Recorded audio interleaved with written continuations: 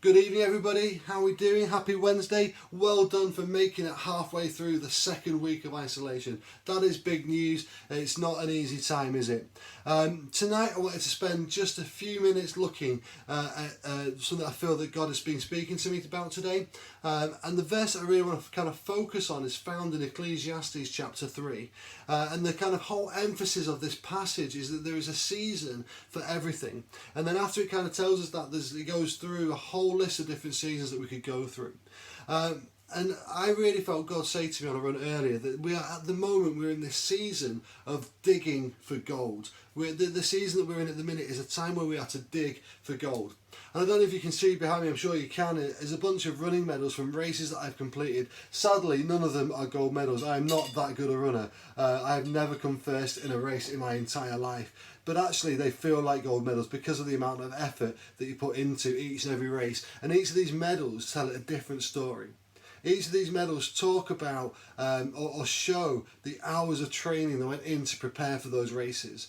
Each medal tells a story of a race, sometimes fantastic, like the time where I got a PB at the Salford 10k. I was ecstatic at the end of that race. Another medal in there is from the Bolton Hills Marathon, where it completely broke me, and it took an 80-year-old man jogging around the corner who was doing the race as well to kind of G me up to get me round the last 10k of that race. If it wasn't for him, I would have dropped out, and I would have had that would be my first ever did not finish. And so that wasn't a great race for me. I emptied myself essentially. I gave out everything that I had for that race. And then there's other races that I've done, particularly the Liverpool Rock and Roll Marathon. I did that a few years ago, or at least I started that race. And about 16 miles in, I began to feel this incredible build-up of lactic acid in my legs. Every time I stopped to walk, trying to get running again was difficult. The sun was pounding, it was a really hot day, I was really dehydrated, and I wasn't feeling altogether there, and I wasn't feeling altogether well either. And it got to the point where I saw the 19-mile marker, and I just ran past it, and that was the point where I dropped out, where I couldn't go any further. I'm sure you've heard of people hitting the runner's wall. Well, I hit my wall at about 18 miles, and I did that last mile on borrowed energy, because I had nothing left to give. And I remember seeing, just as I crossed that 19-mile line, I remember seeing my family in the distance, just on the right side, sitting on the grass, eating a picnic. And I walked over to them and I slammed my sunglasses down on the floor, and I was absolutely miserable because I put all those hours of training into completing this one race. My whole family had come out to watch me and to cheer me on. I was hoping to get a PB at that time, so I was feeling fit, I was feeling healthy. My whole family had come out. My wife had come out with Susie, had come out with Caleb and Isaac. My sister had come out with her two girls, and my mum had come up from Peterborough to cheer me around this course. And I didn't finish it. I DNF'd. I did not finish for the first time ever, and it broke me. I was so unhappy. I was cross. I was grumpy because, like I say, because of all those hours that I put into that race. And it was such a difficult time. At the end of the day, it was only a race. I know that looking back, but at the time, it was the worst thing that could have happened. I didn't get the gold that I had tried digging for so much, but I just couldn't dig deep enough to find the gold that I wanted. And then you compare that to another race that I did called the Snowdonia Marathon, full of hills, 3 incredibly tough climbs. The first one lasting just under 4 miles, the last one lasting just under 2.5 miles. And it was insane, it was brutal, but this is an October race. And again, I went into it feeling fairly well prepared, ready to take on the challenge of the race.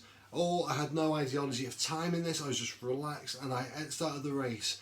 And I managed to complete it, and I have to say that was the best race that I've ever done, and I dug deep enough to find a bit of gold. At least I think it's a bit of gold, but the reality is it's a bit of slate. And there it is. There is the slate that I got for completing the Snowdon Marathon. It's the best race that I've ever done. It was well worth the miles that I put into to find this bit of slate, or this bit of gold as I kind of see it as. It was an incredible race with beautiful views and such a friendly route. This is probably the only marathon that you can run where you put on calories when you're doing it, because the amount of people that come out with Welsh cake and jelly babies and homemade fudge and all kinds of other wonderful things. People even come out to offer you beer. I've never done a race where that's happened before. I didn't accept. Beer and running don't mix for me. But like I say, there are times where we have to dig really deep for the gold, and we have to put in sacrifice in order to be able to find that gold. And so for races that I've completed, I've had to sacrifice time with family. I've had to sacrifice time to go out and train for it so that I am prepared and so that I can find that gold that I really long for. And like I said earlier, I really feel that at the minute we're living in this season where we need to be digging for that gold. And that's whoever we are, whether we know who Jesus is or if we don't know who Jesus is. Now is a time to be digging for gold. And I want to especially now speak to those people that don't know who God is, that don't know who Jesus is, that don't have a relationship with him. Because actually we have been given a gift of time at the moment. We're not able to go outside of our house. We're not able to leave. We're not able to socialise. Everything has been stripped back, and we're living in this kind of stripped back manner at the moment. And I really feel that now is the time for those people who are interested in faith, who are interested in God, who but don't necessarily know who he is and wouldn't class themselves as a Christian, but have this interest. This is the time where I want to say to you, dig deep. Now is the time for you to be digging to find that gold that we find in God, to find that gold that we find in Jesus. Now is the time for you to sacrifice time watching TV, sacrifice time reading books, to dig a little bit deeper to find that gold that we have or that we find in God. Now is the time for us to be doing that. We've got so much time on our hands to sacrifice just that little bit of time to dig in a little bit and find the gold that we find in him. There's another passage in the Bible, in the book of Isaiah. He's one of these crazy prophets from the Old Testament that heard God probably on a daily basis for the people of Israel, and really profound stuff as well that they heard.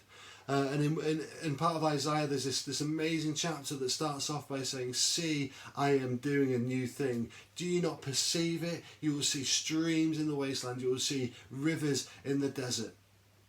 And this is an amazing time for us to be really kind of coming to grips with that phrase, because that's a minute I think we're actually living in a bit of a desert time. I think we're living in a bit of a wilderness time at the moment with everything that's going on. But God is saying, "Do you not? I'm doing a new thing. Do you not perceive it? Do you not perceive it? I'm doing a new thing." And maybe today the new thing that God wants to do in your life is that he wants to uncover a bit of his gold for you, a bit of your gold, a bit of gold for your family, a bit of gold for you at this time of difficulty and at this time of struggle.